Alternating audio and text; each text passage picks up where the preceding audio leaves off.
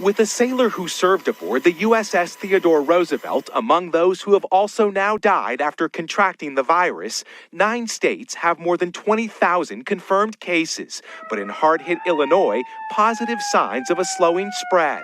Across the border in Missouri, this St. Louis family of 5 welcomed home after they were all infected.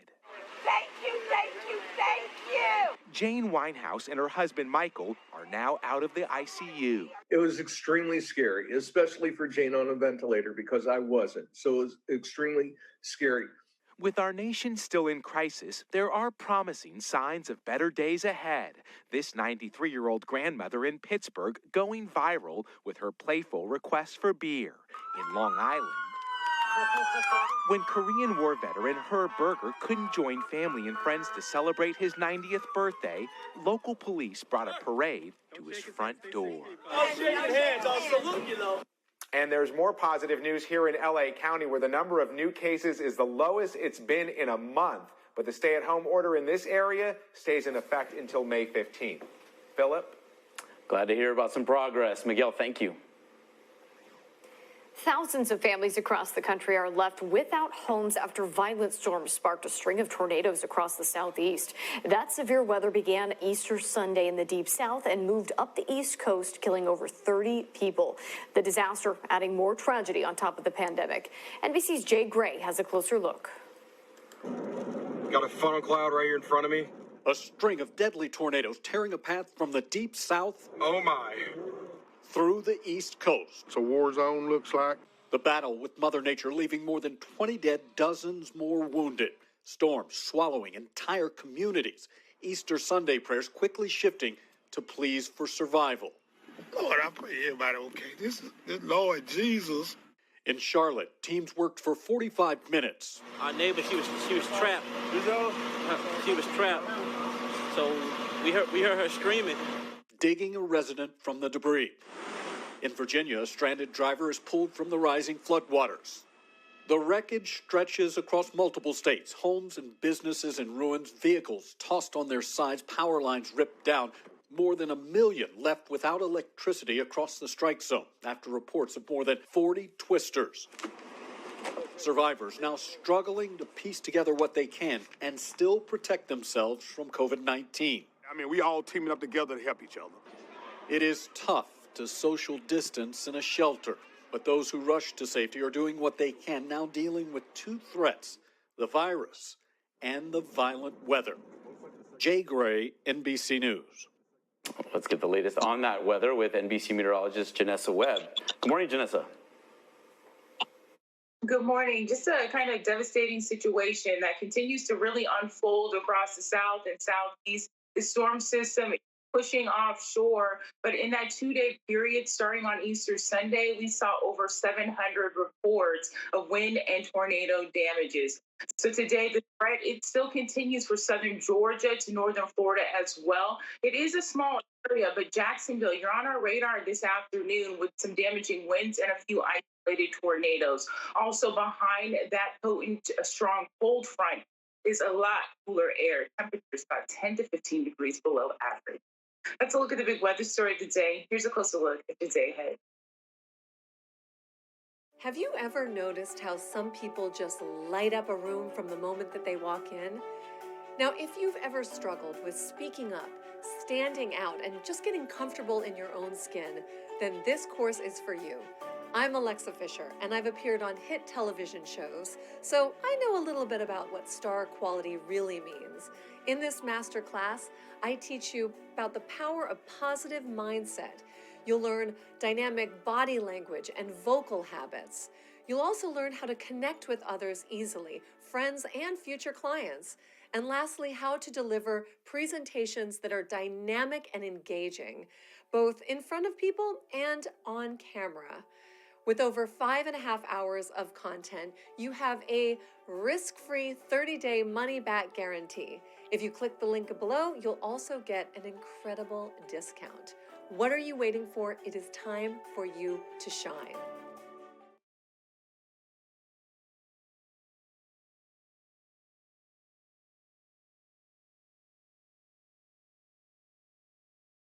So our temperature's cooling off. You can see for central Texas back in the mid-50s, even for the Northeast. A few winds still picking up for northern New England, but a pretty quiet day finally.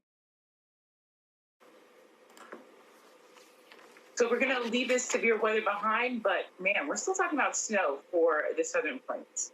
Gosh, severe weather now into snow. You know, just adding to the craziness that is these times. All right, thank you, Janessa. Well, the Sesame Street friends are coming together virtually to bring some families something very special.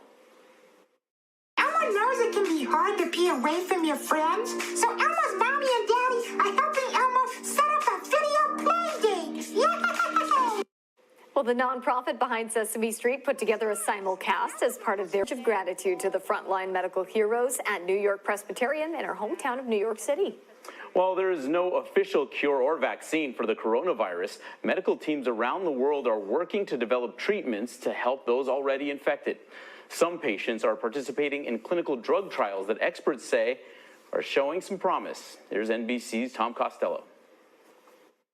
On the ICU floor at Emory University Hospital in Atlanta, a drug trial for a potential lifesaver. This is remdesivir versus placebo for one of our patients. Doctors prescribing remdesivir delivered in IV form to patients sick with COVID-19. The Emory trial is one of the largest in the world. Infectious disease expert Dr. Anish Mehta is the chief investigator. What we're searching for are medications that will help people get over the infection more rapidly and allow their immune systems to really kick in and knock the virus out of their body.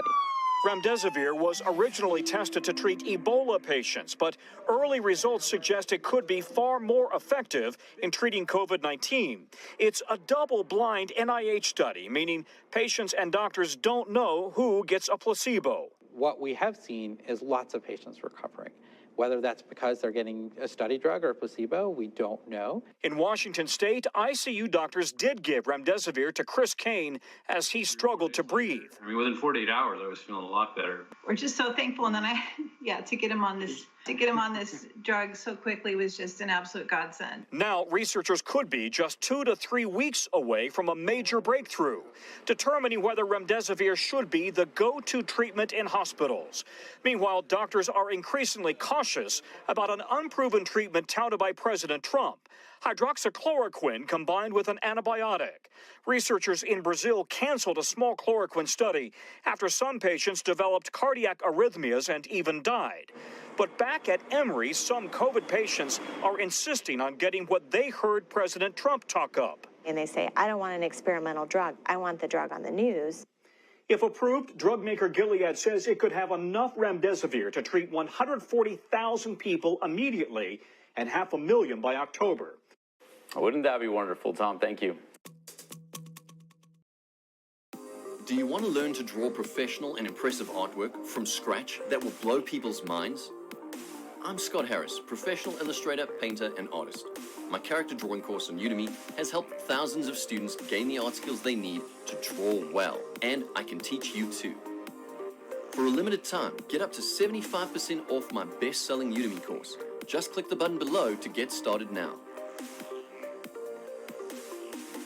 Over 25 hours of in-depth training will teach you to draw professionally, whether you're young or old, a beginner, or you have some experience. From absolute drawing basics like shape and form to advanced drawing principles, including gestures and composition. Learn at your own pace, anywhere, and on any device.